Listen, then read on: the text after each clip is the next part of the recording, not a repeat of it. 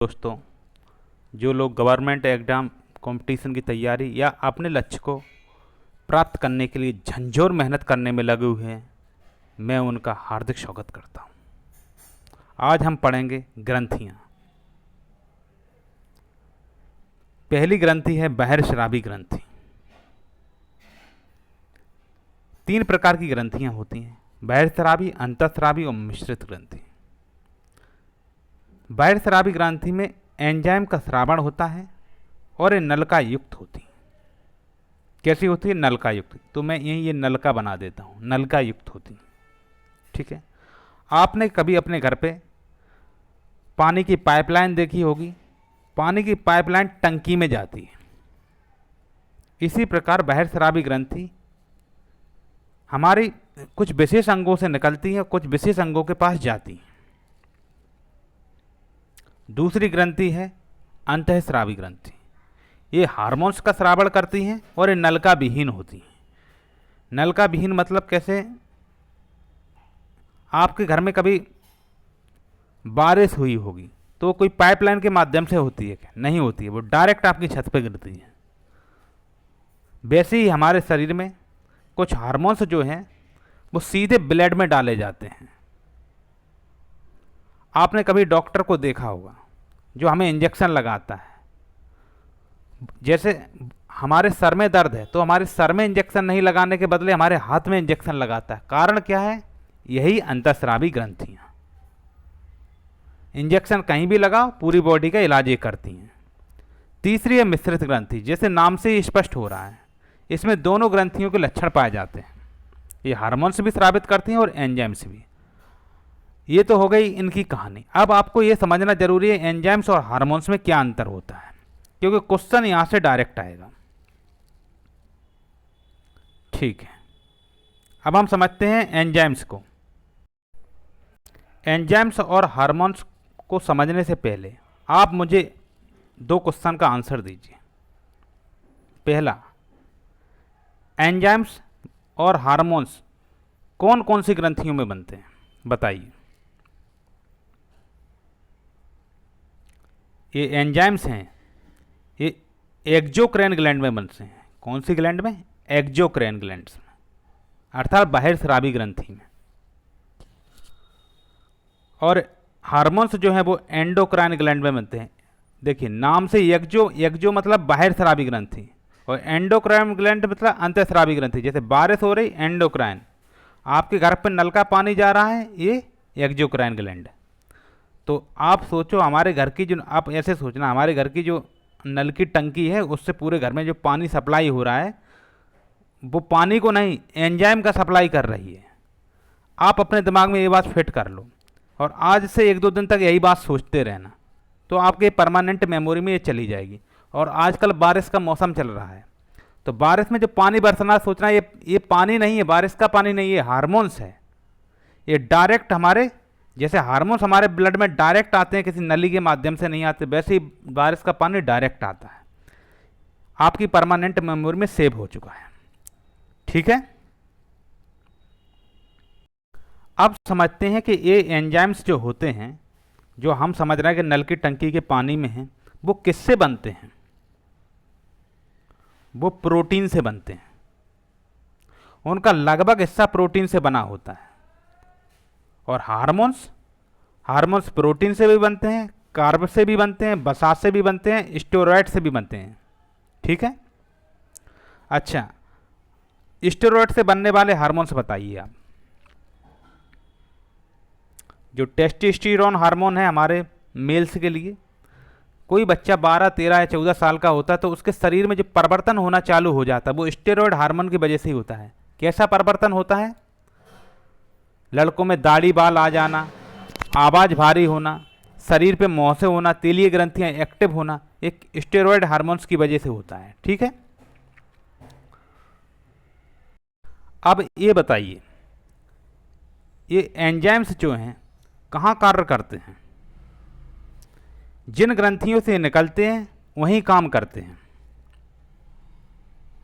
अब जैसे एक एंजाइम्स है जो हमारी लार में होता है, और ये हमारे मुंह में क्या करता है, स्टार्च को शुगर में बदल देता है। आपने कभी चावल का दाना खाया होगा,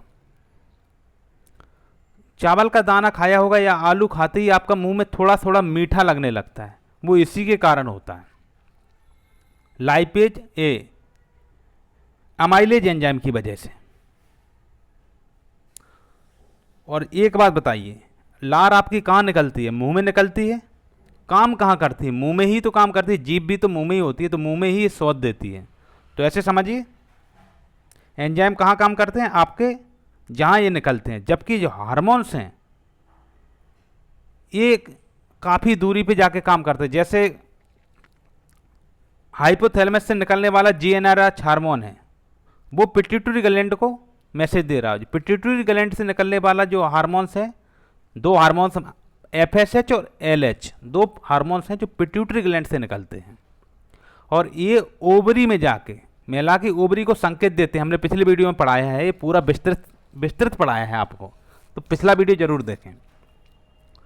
तो ओवरी को अब देखो मस्तिष्क से निकल के कहाँ, ओवरी में,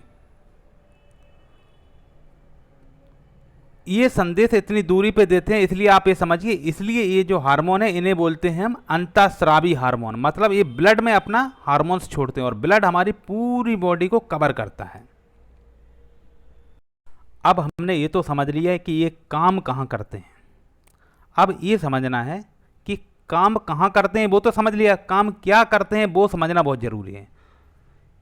ये क्या करते हैं, केमिकल रिएक्शन की स्पीड बढ़ा देते हैं। जैसे आपका खाना जो एंजाइम के अभाव में नहीं पचेगा, वही एंजाइम के होने से जल्दी पच जाएगा, ठीक है, स्पीड को बढ़ाने का काम होता है। और जबकि हार्मोन्स जो हैं वो हमारे शरीर की क्रियाओं को नियंत्रित करते हैं। हमारी जैसे कभी किसी में एकदम क्रोध आ जाता है, जोश आ जाता है, आप लोगों में कभी पढ़ते पढ़ते जोश आ जाता है कि आज ही पूरा विज्ञान पढ़ लेंगे एक ही दिन में, तो वो कौन सा हार्मोन है, वो एड्रीनलिन हार्मोन है, जो शरीर के रिएक्शन को बदल देता है, ठीक है। और जबकि एंजाइम का काम मेनली क्या होता है, आपके खाना को पचाना, उसे अवशोषित करना, समझ गए। अब ये बताइए, आप काम में डायरेक्ट एनर्जी नहीं लगाते, कौन, हम उदाहरण दे रहे, काम में कौन एंजाइम हार्मोन्स में से कौन ऐसा है जो डायरेक्ट एनर्जी नहीं लगाता, बताइए। अरे भाई सिंपल है भाई, एंजाइम जो हैं वो किसी भी काम में डायरेक्ट एनर्जी नहीं लगाते, एक इनका काम होता है मेनली खाना को पचाना। जबकि हार्मोन्स क्या है, बॉडी के लिए डायरेक्ट एनर्जी देते हैं। जैसे आपका कोई एड्रीनलिन हार्मोन स्रावित हुआ तो एकदम से जो जोश आता है वो किस कारण से आता है, एड्रीनलिन हार्मोन की वजह से। तो जोश आ रहा है तो आपकी बॉडी में परिवर्तन हो रहा है ना, एकदम आपके जो गूज बम्स खड़े हो जाते हैं, एकदम ये जो हमारे शरीर पे रोम है एकदम खड़े हो जाते हैं, वो किसके कारण, हार्मोन्स के कारण। और ये वाला तो हम पढ़ ही चुके हैं कि ये सामान्यतः विशेष अंगों में ही बनते हैं, जैसे मतलब लार है मुंह में ही बन रही है और मुंह में ही उसका काम होता है। जबकि जो हार्मोन्स हैं ये ब्लड के माध्यम से शरीर के विभिन्न अंगों तक पहुंचाए जाते हैं। जैसे कि अभी हमने उदाहरण से आपको समझाया था कि पिट्यूटरी ग्लैंड का संदेश कहाँ, ऐसे समझिए, यहाँ है पिट्यूटरी ग्लैंड, कहाँ है, यहाँ है, और ओवरी हमारे यहाँ है, ओवरी यहाँ, यहाँ से यहाँ तक संदेश कौन ला रहा है इतनी दूरी तक, हार्मोन, हार्मोन ये लिख देते हैं हार्मोन, ठीक है। जबकि ये मुंह है, मुंह में जो लार बन रही है वो क्या है, एंजाइम है, ठीक है। अब एक बात बताइए, एंजाइम पुनः क्रियाओं में भाग लेते हैं कैसे, आप खाना खाते हैं, एक निवाला खाते हैं, उसके बाद अगला निवाला लेते हैं, तो क्या वो आपका एंजाइम खत्म हो जाता, नहीं खत्म होता है। ऐसा तो नहीं है कि एक निवाला ले लिया, मुंह सूख गया, मुंह में लार बन जाती है ना, तो पुनः क्रियाओं में भाग लेते हैं। जबकि हार्मोन कभी भी पुनः क्रियाओं में भाग नहीं लेते हैं। जो हार्मोन एक बार ब्लड में रिलीज हो गया वो चला गया, वो दागो और भूल जाओ है। एक आपने सुना होगा, आज हाल फिलहाल में जो लड़ाई चल रही थी उसे ब्रह्मोस मिसाइल सुना होगा। ब्रह्मोस मिसाइल क्या है, दागो और भूल जाओ की रणनीति पे। तो इसी तरह एंजाइम एक बार छोड़ दिया ब्लड में तो ठीक है, वो अपना काम कर देगा और उसकी कहानी वहीं ख़त्म। जबकि एंजाइम मुंह में लगातार बने रहते हैं। हमारे मुंह में लार है, अभी भी होगी लार, ठीक है। अब समझते हैं कि मेटाबॉलिज्म क्या है। अब हमारा नया मतलब नए उस पर चलते हैं। तो मेटाबॉलिज्म क्या है बताइए। यह शरीर की वह रासायनिक फैक्ट्री है जिसमें हम जो खाते पीते हैं वह ऊर्जा शरीर बनाने के काम में आती है और बेकार चीज़ों से बाहर निकल जाती है। ठीक है। अब आप क्या खाते पीते हैं ये समझिए। आप खाने में कार्ब लेते हैं, फैट्स लेते हैं, प्रोटीन्स लेते हैं, मिनरल्स लेते हैं। ठीक है। कौन सी ऊर्जा बनाते हैं आपके शरीर में जो ऊर्जा होती है वो एटीपी होती है, एडेनोसिन ट्राइफॉस्फेट। हमारे शरीर में जो भी काम हो रहा है वो एटीपी ऊर्जा की वजह से ही हो रहा है। ठीक है। इससे हमारा शरीर ऊर्जा ग्रहण करता है। उसके बाद कार्बन डाइऑक्साइड और H2O के रूप में शरीर से अपशिष्ट पदार्थ बाहर निकल जाते हैं। आप मुंह से जो सांस ले रहे हैं उसमें क्या निकल रहा है? Carbon dioxide. जो पसीना आ रहा है वो क्या है? वो H2O है, जल है। अब इसमें ये बताइए, इसका काम इतना नहीं है। हमारा जो बॉडी टेम्परेचर हमने बताया था 37 डिग्री सेल्सियस तापमान होता है हमारे शरीर का। वो क्यों होता है? इसी मेटाबॉलिज्म की वजह से। आपने फिजिक्स में एक ऊर्जा संरक्षण का नियम पढ़ा होगा और इसी के अंतर्गत आपने एक बात और सुनी होगी कि ऊर्जा कभी भी एक रूप से दूसरे रूप में 100% परिवर्तित नहीं होती है। हमारे शरीर में केमिकल एनर्जी के माध्यम से जो एटीपी मिलती है वो एटीपी का हम 100% यूज नहीं कर पाते हैं। ठीक है। और 100% यूज नहीं कर पाते हैं तो उससे क्या होता है, हमारा शरीर हीट होना चालू हो जाता। आपने कभी रनिंग किया होगा, रनिंग करते समय हम ज़्यादा ऊर्जा ख़त्म करते हैं तो हमारा बॉडी हीट भी ज़्यादा कर जाता है, ज़्यादा गर्म हो जाता है। वो इसी के कारण है। मेटाबॉलिज्म जो प्रक्रिया है उसके दो पार्ट होते हैं। एक होता है कैटाबॉलिज्म और एक होता है एनाबॉलिज्म। ठीक है। कैटाबॉलिज्म में समझिए आप क्या खा रहे हैं। आप रोटी खा रहे हैं। अब शरीर डायरेक्ट रोटी को तो पचा नहीं देगा, तो कैटाबॉलिज्म की प्रक्रिया में रोटी को छोटे छोटे हिस्सों में काट देता है। इसी से आपको याद रखिए, रोटी को छोटे छोटे हिस्सों में काट दिया किसने? कैटाबॉलिज्म ने। और काटने से हमें क्या मिलता है? हमें ये मिलेगी एटीपी के रूप में ऊर्जा मिलेगी। ठीक है। अब हम क्या कर रहे हैं, हम जिम में गए, जिम में एक्सरसाइज करने लगे, तो हमारी जो मसल्स बन रही हैं वो एनाबॉलिज्म के थ्रू बन रही हैं। अब ये एटीपी कहाँ से आई है? ये एटीपी आई है रोटी से। ठीक है। एटीपी आई रोटी से। हमने की बीच में जिम करने के बाद बन गया आदमी एकदम हट्टा खट्टा हेल्थी बॉडी बिल्डर बन गया आदमी।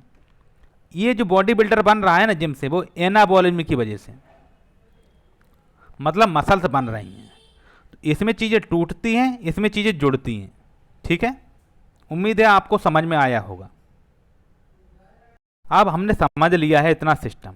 अब हम अपने इस सिस्टम में जितनी भी ग्लैंड्स होती हैं उनके बारे में समझते हैं।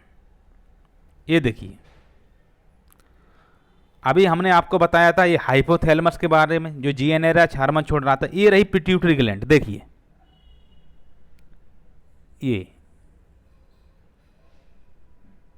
ये पिट्यूटरी ग्लैंड है मस्तिष्क में, ये वाली 3 नंबर पे जो लिखा है ये पिट्यूटरी ग्लैंड है। कहाँ है? मस्तिष्क में।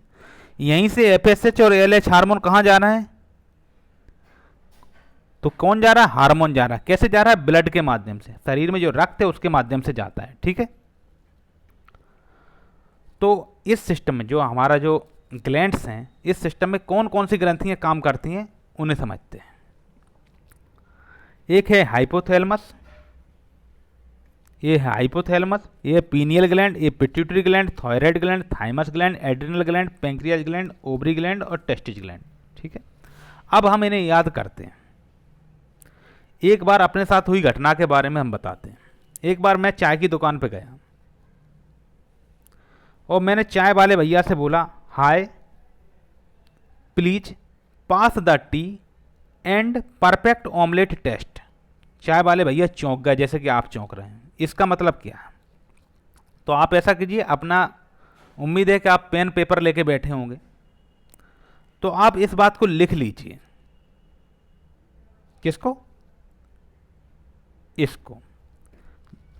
हाइपोथैलेमस के सामने लिखो हाई, पीनियल ग्लैंड के सामने लिखो प्लीज, पिट्यूटरी ग्लैंड के सामने लिखो पास, थायराइड ग्लैंड के सामने लिखो द, और थाइमस ग्लैंड के सामने लिखो टी, एड्रीनल ग्लैंड के सामने लिखो, ये एड्रीनल इधर कर देते हैं, एंड, और पैंक्रियाज ग्लैंड के सामने लिखो क्या? परफेक्ट, परफेक्ट हमने बोला था ना, एंड परफेक्ट ऑमलेट, और ओवरी के सामने ऑमलेट, और टेस्टिस के सामने लिख दो टेस्ट। ठीक है, लिख लिया आप लोगों ने? अब इसे 2 बार बोलो, hi please pass the tea and perfect omelette taste. अब आप भी अपने जब कभी चाय की दुकान पर जाएं ये बात बोलना, ठीक है? तो चाय वाले भैया भी चौंक जाएंगे, पूछेंगे आप क्या बोल रहे हैं, हमें समझ में नहीं आ रहा। तो बताना कि हम पूरी ग्लैंड्स को याद कर रहे हैं, 8 ग्लैंड से 9वीं ग्लैंड टेस्टिस है, ठीक है? पूरी ग्लैंड्स को याद कर रहे हैं, तो आपको जो 10 की चाय है उसके वो 15 रुपये आपसे ले लेंगे, इस बात की गारंटी है, ठीक है? अब जैसे ही ये ग्लैंड जो हाइपोथैलेमस है, पीनियल है, पिट्यूटरी है, पैंक्रियाज है, ये कैसे काम करती हैं, इन्हें इसी तरह है और इससे भी अच्छे तरीके से समझने के लिए और परमानेंट मेमोरी में याद रखने के लिए अगले वीडियो को जरूर देखें, ठीक है? धन्यवाद। मैं परमानेंट मेमोरी में चीज़ें इसलिए सेव कराता हूँ क्योंकि कुछ चीज़ें ऐसी होती हैं जो एक बार आप याद कर लीजिए तो आपको 5 साल, 10 साल, 20 साल भी याद रहेंगी। नहीं तो आप 3 दिन पहले क्या पढ़े थे, क्या वो आपको याद है? नहीं है। हमारे केमिस्ट्री टीचर थे, उन्होंने इस तरह हमें याद करना सिखाया था, आपको भी सिखाया होगा। जो पीरियोडिक टेबल हम लोग पढ़ते थे उसमें एक ट्रिक बनती थी, बेटा मांगे कार स्कूटर बाप राजी, ओल्ड स्टॉल से टीपो। समझ रहे हैं आप? इसी से पूरी पीरियोडिक टेबल याद है और आज भी हमें याद है। केमिस्ट्री में जब केमिस्ट्री पढ़ाएंगे तब आपको ज़रूर बताएंगे, ठीक है? ठीक है, तो यहीं आज के वीडियो को ख़त्म करते हैं।